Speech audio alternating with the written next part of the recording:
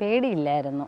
ശരിക്കും എനിക്ക് പേടിയില്ലായിരുന്നു. BBC-ലൊക്കെ വന്നായിരുന്നു. സച്ചിൻ ടെണ്ടുൽക്കർ വരെ അത് ഷെയർ ചെയ്തിട്ടുണ്ട്. പക്ഷേ അന്ന് ആ രാജവെമ്പാലയെ പിടികൂടുന്ന വാർത്തകൾ നമ്മളിപ്പോൾ വലിയ രീതിയിൽ വൈറലായിക്കൊണ്ടിരിക്കുകയാണ് ആ ദൃശ്യങ്ങളൊക്കെ അല്ലേ? അതെ അതെ അതെ അതെ ശരിക്കും എന്താണ് നമ്മളൊക്കെ പ്രതീക്ഷിച്ചതിലും അപ്പുറത്തേക്ക് അത് പോയി എന്നുള്ളതാണ് ഏറ്റവും വലിയ സന്തോഷം. രാജവെമ്പാലയുടെ ബൈറ്റ് ഉണ്ടായാലും ഒരു 15 മിനിറ്റ് അതിനുള്ളിൽ തന്നെ നമ്മൾ മരിച്ചു പോവും. അത്രയും വെനമസ് ആയിട്ടുള്ള ലോകത്തിലെ തന്നെ ഏറ്റവും നീളം കൂടിയ വിഷപ്പാമ്പാണ് രാജവെമ്പാല. അപ്പോൾ അതിന് റിസ്ക് ആണ്. ഞങ്ങൾ ഒത്തിരി സ്റ്റാഫ് ഉണ്ടായിരുന്നു. മെൻ്റലി തരുന്ന ഒരു സപ്പോർട്ടുണ്ട്, അത് അവരുടെ ഭാഗത്തു നിന്നും ഉണ്ടായിട്ടുണ്ട്. രാജവെമ്പാലയെ പിടിക്കുമ്പോൾ പേടി ഉണ്ടായിരുന്നില്ലേ?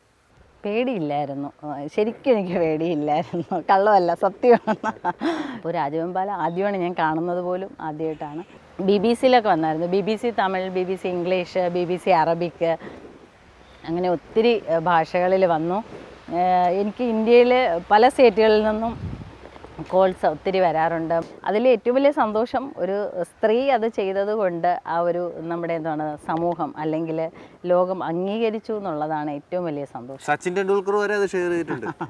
അതെ അതെ സാറ് ഷെയർ ചെയ്തു. അതിലും വലിയ ഒരു അത് കിട്ടാനില്ല ശരിക്കും. അല്ല, ഈ അറബിയിലൊക്കെ വന്നു എന്ന് പറഞ്ഞു. അപ്പോൾ അത് ആ വീഡിയോ ഒക്കെ കണ്ടപ്പോഴേ അവർ പറഞ്ഞത് എന്താണെന്ന് മനസ്സിലായോ? അവർ പറഞ്ഞത് എനിക്ക് ആകെ മനസ്സിലായത് കിങ് കോബ്രയും മനസ്സിലായി, റോഷ്നി GS മനസ്സിലായി, വേറെ ഒന്നും എനിക്ക് മനസ്സിലായില്ല.